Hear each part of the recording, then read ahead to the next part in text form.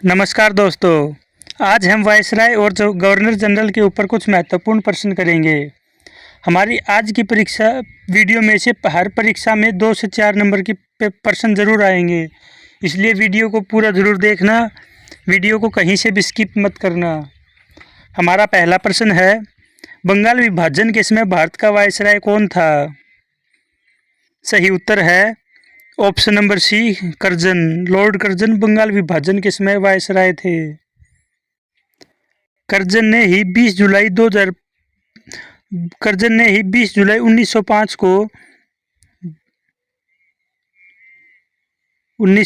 को बंगाल विभाजन की घोषणा की थी और 16 अक्टूबर 1905 को यह प्रभावी हुआ था।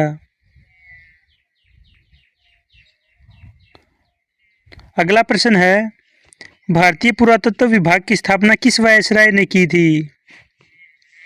हमारा सही उत्तर हो जाएगा option number D, Lord Curzon ने ही भारतीय पुरातत्व विभाग की स्थापना की थी। लॉर्ड कर्जन के समय पर ही प्राचीन स्मारक संरक्षण अधिनियम 1904 पारित किया गया था। इसी अधिनियम के तहत पुरातत्व विभाग की स्थापना की गई थी। अगला प्रश्न है, इलाहाबाद में सिविल सेवा परीक्षा की शुरुआत किस वायसराय के काल में हुई थी? तो इसका सही उत्तर हो जाएगा option number D, Lord reading के काल में इलाहाबाद में सिविल सेवा परीक्षा की शुरुआत की गई थी। भारत में सिविल सेवा के जनक कॉर्नवालिस को माना जाता है।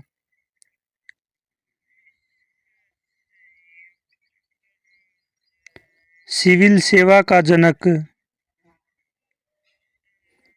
और इलाहाबाद में परीक्षा करवाने की शुरुआत लॉर्ड रीडिंग ने करवाई थी।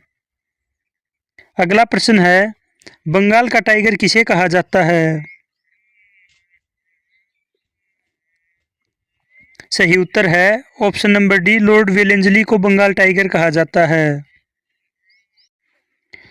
लॉर्ड वेलेंसली का कार्यकाल 1798 से लेकर 1803 तक चला था, ईस्वी तक चला था। और इन्होंने अपने कार्यकाल के दौरान सहायक गठबंधन प्रणाली की शुरुआत की थी और मद्रास प्रेसिडेंशियल की गठन किया था। और इसके साथ ही साथ 1800 ईस्वी में इन्होंने कलकत्ता में फोर्ट विलियम कॉलेज की स्थापना भी की थी। हमारा अगला प्रश्न है, काकोरी कांड के समय भारत का वायसराय कौन था? तो इसका सही उत्तर हो जाएगा option number B, Lord Reading. Kakori train घटना 1925 में हुई थी। उस समय भारत का वायसराय लॉर्ड रीडिंग था। अगला प्रश्न है, साइमन कमीशन किसके कार्यकाल के दौरान भारत आया था? इसका सही उत्तर है option number A, Lord Irwin के कार्यकाल के समय। साइमन कमीशन 1931 में भारत आया था और 1926 से लेकर 1931 तक लॉर्ड इरविन का कार्यकाल था। तो वह साइमन कमीशन लॉर्ड इरविन के समय भारत आया था। अगला प्रश्न है, कोलकाता में विक्टोरिया मेमोरियल हॉल का निर्माण किस वायसराय के काल में हुआ था? इसका सही उत्तर है option number B, Lord Curzon के कार्यकाल के दौरान हुआ था। इसकी परिकल्पना वायसराय लॉर्ड कर्जन ने की थी और इसे महारानी विक्टोरिया के भारत में 25 साल के शासन के उपलक्ष्य में बनाया गया था। अगला प्रश्न, और इसको 1906 से 1921 के बीच में बनाया गया है। 1906 से 21 तक बनाया गया है। अगला प्रश्न है, मुस्लिम लीग की स्थापना के समय भारत का वायसराय कौन था? इसका सही उत्तर है ऑप्शन नंबर ए, मिंटो द्वितीय। मुस्लिम लीग की स्थापना के समय भारत का वायसराय मिंटो द्वितीय था। अगला प्रश्न है, कांग्रेस का सूरत अधिवेशन जिसमें कांग्रेस का विभाजन हुआ था, उस समय बंगाल का वायसराय कौन था? सही उत्तर है option number B, Lord Minto द्वितीय। कांग्रेस के विभाजन के समय बंगाल का वायसराय मिंटो द्वितीय था। लॉर्ड मिंटो द्वितीय का कार्यकाल 1905 से लेकर 1910 तक चला था। इसी बीच 1907 में हुए सूरत अधिवेशन में कांग्रेस गर्म दल और नरम दल दो दलों में विभाजित हो गई थी। अगला प्रश्न है, भारत सरकार अधिनियम 1935 किस वायसराय के कार्यकाल में पारित हुआ था? इसका सही उत्तर हो जाएगा option number B, Lord Wellington के कार्यकाल के दौरान। भारत सरकार अधिनियम 1935 ब्रिटिश भारत का अंतिम संविधान था। यह 1947 तक चला था, जब ब्रिटिश क्षेत्र पाकिस्तान और भारत में विभाजित हो गया था, तब इसे पारित किया गया। अगला प्रश्न है, किस गवर्नर जनरल के कार्यकाल में मैकाले ने अंग्रेजी शिक्षा लागू की थी? तो इसका सही उत्तर हो जाएगा ऑप्शन नंबर ए, विलियम बेंटिंक के कार्यकाल में। विलियम बेंटिंक के कार्यकाल में मैकाले ने अंग्रेजी शिक्षा लागू की थी। अगला प्रश्न है, किस चार्टर एक्ट द्वारा बंगाल के गवर्नर जनरल को भारत का गवर्नर जनरल बना दिया गया था? इसका सही उत्तर है ऑप्शन नंबर बी, 1833 का चार्टर एक्ट के तहत बंगाल के गवर्नर जनरल को भारत के गवर्नर जनरल के रूप में बना दिया गया था। चार्टर एक्ट 1833 द्वारा बंगाल के गवर्नर जनरल का पदनाम बदलकर भारत का गवर्नर जनरल कर दिया गया था। भारत के पहले गवर्नर जनरल विलियम बेंटिंक थे। अगला प्रश्न है, प्रेस का मुक्तिदाता किसे कहा जाता है? इसका सही उत्तर है ऑप्शन नंबर सी, मेटकॉफ को। लॉर्ड मेटकॉफ को प्रेस का मुक्तिदाता कहा जाता है। लॉर्ड मेटकॉफ का कार्यकाल 1835 से 1836 तक ही रहा था। अगला प्रश्न है, किस गवर्नर जनरल के समय अदालत की भाषा फारसी के बदले देसी भाषा बना दी गई थी? इसका सही उत्तर है option number B, William Bentinck के समय। विलियम बेंटिंक ही भारत के प्रथम गवर्नर जनरल बने थे। अगला प्रश्न है, व्यापकगत सिद्धांत के अंतर्गत राज्यों के अंग्रेजी शासन में विलय का सही क्रम निम्नलिखित में से कौन सा है? इसका सही उत्तर है ऑप्शन नंबर सी, सतारा, जयपुर, उदयपुर और झांसी। व्यापकगत का सिद्धांत या हड़प नीति, यह गोद निषेध कार्यक्रम था। पैतृक वारिस न होने की स्थिति में सर्वोच्च सत्ता कंपनी के द्वारा अपने अधीनस्थ क्षेत्रों को ब्रिटिश साम्राज्य में मिलाने की नीति व्यापकगत का सिद्धांत या हड़प नीति कहलाती है। अगला प्रश्न है, किस वायसराय के कार्यकाल में दिल्ली को भारतीय राजधानी बनाया गया था? इसका सही उत्तर है option number C, Lord Hardinge द्वितीय के कार्यकाल के दौरान दिल्ली को भारत की राजधानी बनाया गया था। लॉर्ड हार्डिंग द्वितीय का कार्यकाल 1910 से 1916 तक था और उन्हीं के कार्यकाल में के दौरान 1911 में भारत की राजधानी को कोलकाता से स्थानांतरित करके दिल्ली स्थापित किया गया था। अगला प्रश्न है, जलियांवाला बाग हत्याकांड के समय भारत का वायसराय कौन था? इसका सही उत्तर है option number A, Lord Chelmsford Jallianwala Bagh हत्याकांड के समय भारत के वायसराय थे। जलियांवाला बाग हत्याकांड 13 अप्रैल 1919 को हुआ था।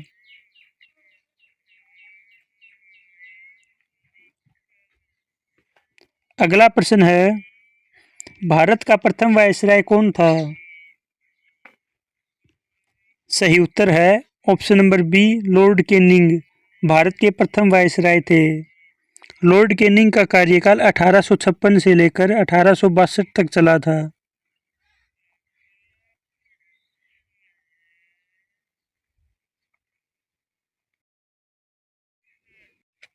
अगला प्रश्न है, एल्बर्ट बिल का संबंध किस वायसराय से है?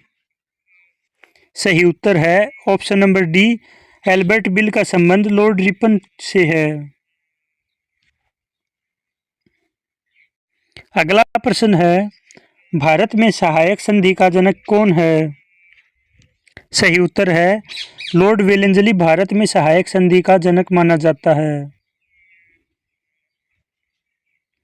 सहायक संधि मूल रूप से ब्रिटिश ईस्ट इंडिया कंपनी और भारतीय रियासतों के बीच एक संधि थी, जिसके आधार पर भारतीय राज्यों ने अंग्रेजों के हाथों अपनी संप्रभुता खो दी थी। इसे 1798 से 1805 तक भारत के गवर्नर जनरल लॉर्ड वेलेंसली द्वारा बनाया गया था। अगला प्रश्न है, निम्नलिखित में से किस राज्य ने सहायक संधि स्वीकार नहीं की थी? इसका सही उत्तर है ऑप्शन नंबर ए, इंदौर राज्य ने सहायक संधि को स्वीकार नहीं किया था। सबसे पहले इस व्यवस्था को हैदराबाद के शासक निजाम पर लागू की गई थी। सहायक संधि को इंदौर के होलकर राज्य ने स्वीकार नहीं किया था। अगला प्रश्न है, भारत में रेलवे का जनक किसे कहा जाता है? इसका सही उत्तर है option number D, Lord Dalhousie को भारत में रेलवे का जनक कहा जाता है। लॉर्ड डलहौजी ने ही 1853 में 16 अप्रैल 1853 में भारत में पहली बार ट्रेन चलाई थी। अगला प्रश्न है, भारत का प्रथम गवर्नर जनरल कौन है? इसका सही उत्तर है option number D, William Bentinck Bharat के प्रथम गवर्नर जनरल हैं। यह पद मुख्य रूप से प्रशासनिक उद्देश्यों के लिए था और इसे ईस्ट इंडिया कंपनी के कोर्ट ऑफ डायरेक्टर्स को रिपोर्ट करना था। अगला प्रश्न है, कोलकाता मेडिकल कॉलेज की स्थापना किसने की थी? इसका सही उत्तर है option number B, Lord William Bentinck ने कोलकाता मेडिकल कॉलेज की स्थापना की थी। इस संस्थान की स्थापना 28 जनवरी 1835 में हुई थी। 28 जनवरी 1835 में इसकी स्थापना हुई थी। अगला प्रश्न है, 1857 की क्रांति के समय भारत का गवर्नर जनरल कौन था? इसका सही उत्तर है option number C, Lord Canning 1857 की क्रांति के समय भारत का गवर्नर जनरल था।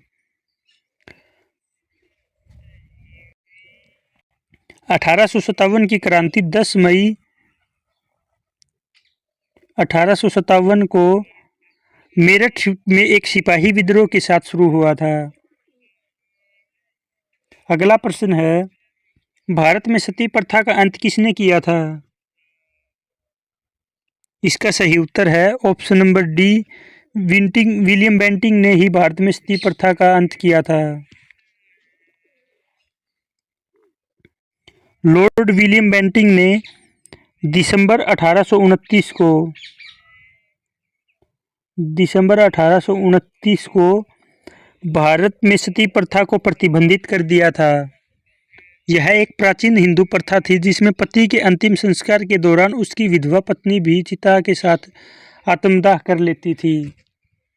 इसको विलियम बेंटिंक ने 18 दिसंबर 1829 को प्रतिबंधित कर दिया था।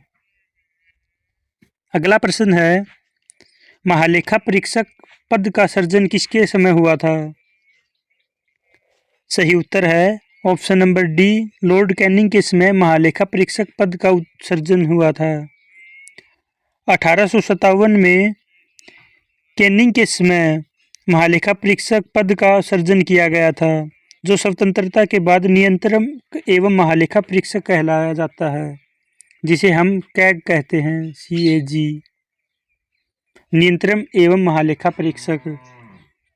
अगला प्रश्न है, भारत में ठगी का अंत करने का श्रेय किसे दिया जाता है? सही उत्तर है option number C, Lord William Bentinck को भारत में ठगी का अंत करने का श्रेय दिया जाता है। विलियम बेंटिंक ने ठगी की दमनकारी के संबंध में सुधारों की शुरुआत की थी। विलियम बेंटिंक 1828 से 1833 तक बंगाल के गवर्नर जनरल और 1833 से 1835 तक भारत के गवर्नर जनरल रहे थे। 1828 से 33 तक बंगाल के गवर्नर जनरल और 33 से लेकर 35 तक ये भारत के गवर्नर जनरल रहे थे। इन्होंने अपने कार्यकाल के दौरान बहुत अच्छे काम करवाए थे। अगला प्रश्न है, गांधी जी का असहयोग आंदोलन किस वायसराय के समय शुरू हुआ था? इसका सही उत्तर है option number B, Lord Chelmsford के कार्यकाल के दौरान गांधी जी का असहयोग आंदोलन शुरू हुआ था। गांधी जी ने 1920 में असहयोग आंदोलन चलाया था और लॉर्ड चेम्सफोर्ड का कार्यकाल 1916 से 1921 तक था।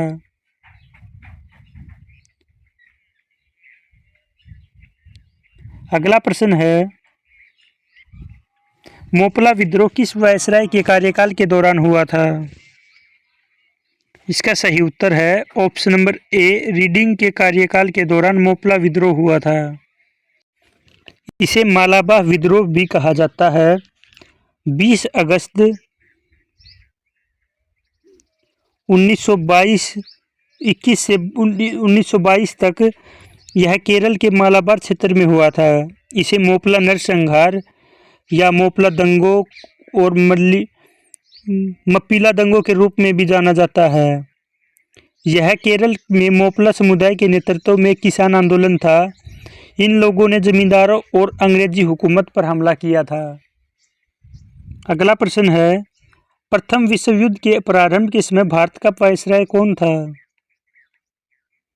सही उत्तर है option number B, Lord Hardinge द्वितीय प्रथम विश्व युद्ध के समय भारत के वायसराय थे। लॉर्ड हार्डिंग द्वितीय का कार्यकाल 1910 से लेकर 1916 तक था। इसी बीच प्रथम विश्व युद्ध शुरू हुआ था। उन्होंने वर्ष 2011 में भारत की राजधानी कलकत्ता से दिल्ली स्थानांतरित की थी। अगला प्रश्न है, दांडी मार्च किस वायसराय के कार्यकाल के दौरान शुरू हुई थी? इसका सही उत्तर है option number D, Lord Irwin के कार्यकाल के दौरान दांडी मार्च शुरू हुई थी। वर्ष 1930 में गांधी जी के नेतृत्व में अहमदाबाद में साबरमती आश्रम से दांडी तक 229 किलोमीटर की दांडी यात्रा मार्च की थी। इसे नमक सत्याग्रह या सविनय अवज्ञा आंदोलन के नाम से भी जाना जाता है। सविनय अवज्ञा आंदोलन के शुभारंभ के समय लॉर्ड इरविन वायसराय थे। अगला प्रश्न है, कांग्रेस के लाहौर अधिवेशन में पूर्ण स्वराज का लक्ष्य निर्धारित किया गया था। उस वक्त भारत का वायसराय कौन था? इसका सही उत्तर है option number B, Lord Irwin. Lahore अधिवेशन में पूर्ण स्वराज का लक्ष्य रखा गया था। उस समय भारत के वायसराय थे। अगला प्रश्न है, प्रथम गोलमेज सम्मेलन के समय भारत का वायसराय कौन था? इसका सही उत्तर है option number C, Lord Irwin. प्रथम गोलमेज सम्मेलन के समय भारत के वायसराय थे। प्रथम गोलमेज सम्मेलन वर्ष 1930 में आयोजित हुआ था। प्रथम गोलमेज सम्मेलन के दौरान भारत के गवर्नर वायसराय लॉर्ड इरविन थे। अगला प्रश्न है, रोलेट एक्ट किस वायसराय के कार्यकाल के दौरान पारित हुआ था? सही उत्तर है ऑप्शन नंबर डी, चेम्सफोर्ड के कार्यकाल के दौरान रोलेट एक्ट पारित हुआ था। लॉर्ड चेम्सफोर्ड का कार्यकाल 1916 से 1921 तक था।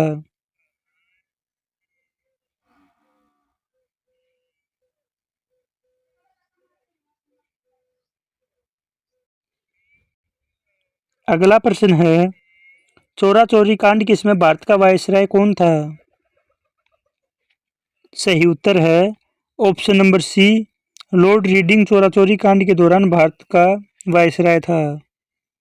यह घटना 1922 में हुई थी, जो असहयोग आंदोलन में समर्थक असहयोग आंदोलन में जो किसान समर्थक थे उन्होंने एक पुलिस थाने को जला दिया था। लॉर्ड रीडिंग का कार्यकाल 1921 से 1926 तक था। अगला प्रश्न है, विधवा पुनर्विवाह अधिनियम निम्नलिखित में से किसके कार्यकाल में पारित हुआ था? इसका सही उत्तर है option number C, Lord Canning के कार्यकाल के दौरान विधवा पुनर्विवाह अधिनियम पारित हुआ था। 16 जुलाई 1856 को हिंदू विधवाओं के पुनर्विवाह को वैध बनाया गया था। हिंदू विधवा पुनर्विवाह अधिनियम लॉर्ड डलहौजी के कार्यकाल के दौरान तैयार किया गया था। यह अधिनियम 1856 में लॉर्ड कैनिंग के द्वारा पारित किया गया था। अगला प्रश्न है, तृतीय गोलमेज सम्मेलन के समय भारत का वायसराय कौन था? इसका सही उत्तर हो जाएगा option number C, Lord Wellington तृतीय गोलमेज सम्मेलन के समय भारत के वायसराय थे। अगला प्रश्न है, द्वितीय विश्व युद्ध की शुरुआत के समय भारत का वायसराय कौन था? इसका सही उत्तर है option number A, Lord Linlithgow द्वितीय विश्व युद्ध के शुरुआत के समय भारत के वायसराय थे। लॉर्ड लिनलिथगो का कार्यकाल 1936 से लेकर 1944 तक चला था। उन्होंने ही अपने कार्यकाल के दौरान यह घोषणा की थी कि भारतीय लोग अंग्रेजों के पक्ष में युद्ध करेंगे। अगला प्रश्न है, क्रिप्स मिशन किस वायसराय के कार्यकाल के दौरान भारत आया था? सही उत्तर है option number C, Lord Linlithgow के समय ही क्रिप्स मिशन भारत आया था। यह मिशन मार्च 1942 में आया था।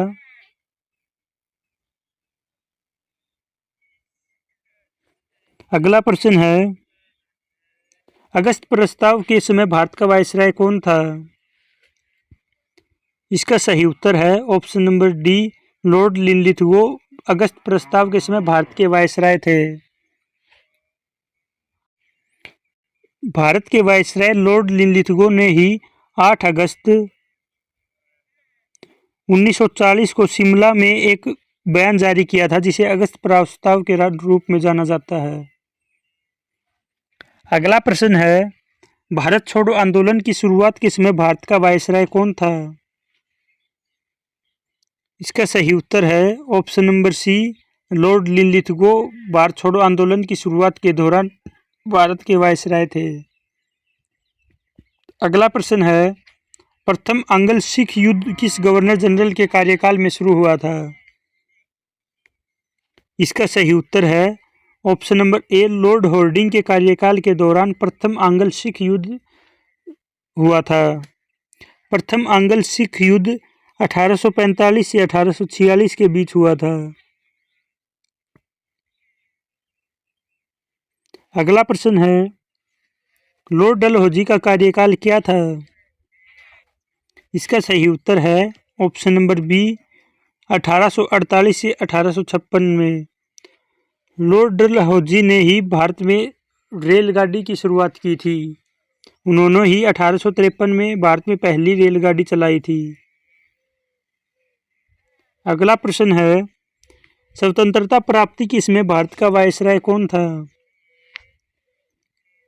सही उत्तर है option number B, Lord Mountbatten स्वतंत्रता के समय भारत के वायसराय थे और वह स्वतंत्र भारत के प्रथम गवर्नर जनरल बने थे। अगला प्रश्न है, भारत में पहली बार डाक टिकट का प्रचलन किसके कार्यकाल में शुरू हुआ था? इसका सही उत्तर है option number C, Lord Dalhousie के कार्यकाल के दौरान ही डाक टिकट की शुरुआत हुई थी। अगला प्रश्न है, 1784 का पिट्स इंडिया एक्ट किस निम्न में से किसके कार्यकाल में पारित हुआ था?